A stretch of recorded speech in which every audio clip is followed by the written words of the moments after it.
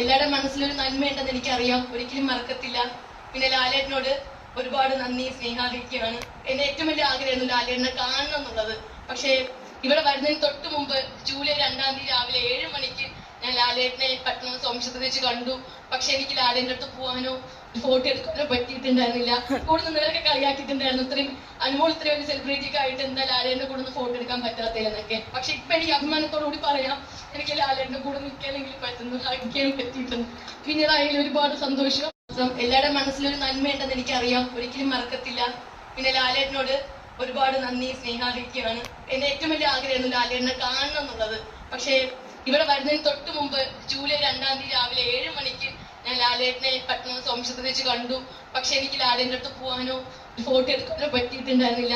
കൂടെ നിന്നവരൊക്കെ കളിയാക്കിയിട്ടുണ്ടായിരുന്നു, ഇത്രയും അനുമോൾ ഇത്രയും ഒരു സെലിബ്രിറ്റിക്ക് ആയിട്ട് എന്താ ലാലേട്ടന്റെ കൂടെ ഫോട്ടോ എടുക്കാൻ പറ്റാത്തതെന്നൊക്കെ. പക്ഷെ ഇപ്പൊ എനിക്ക് അഭിമാനത്തോടുകൂടി പറയാം, എനിക്ക് ലാലേട്ടന്റെ കൂടെ നിൽക്കാനെങ്കിലും പറ്റുന്നു, കളിക്കാനും പറ്റിയിട്ടുണ്ട്. പിന്നീടായാലും ഒരുപാട് സന്തോഷം.